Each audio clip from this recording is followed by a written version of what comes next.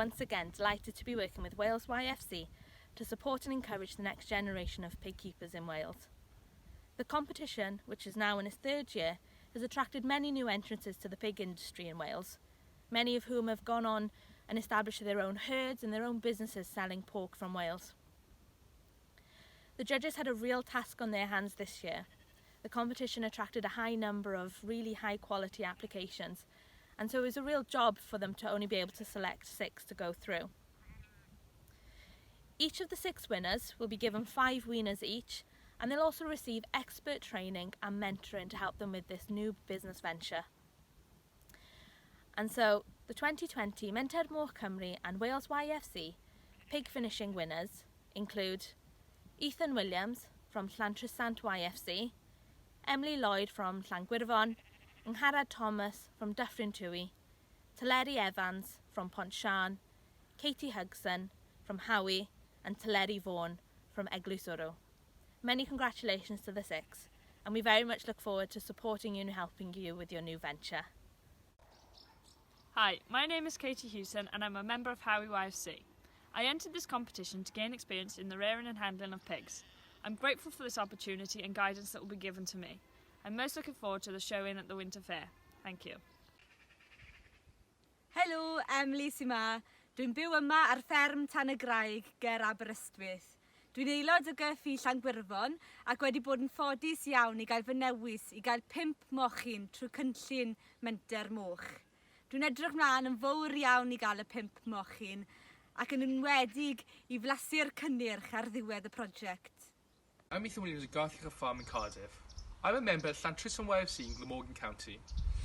I am thrilled to be a winner of the Wales YFC and Menter Moch Cymru pig finishing competition.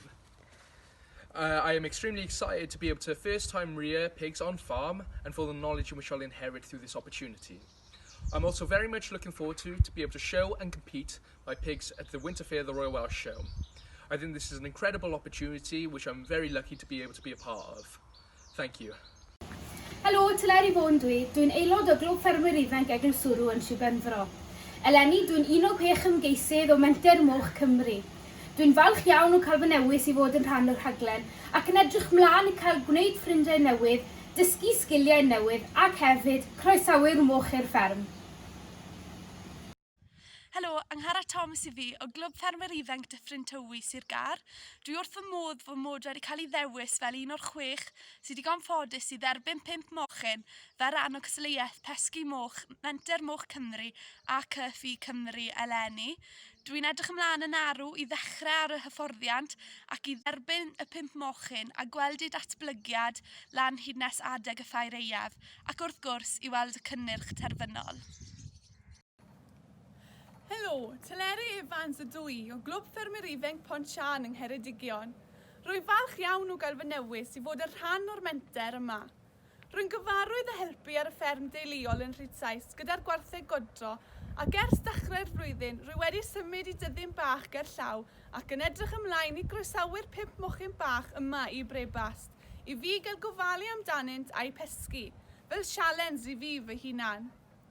Yr hyn rwyf am ddysgu fwyaf yw sut I gael y gorau allan o'r moch drwy mynychu'r sesiynau hyfforddi y byddaf yn cael dros y misoedd nesaf.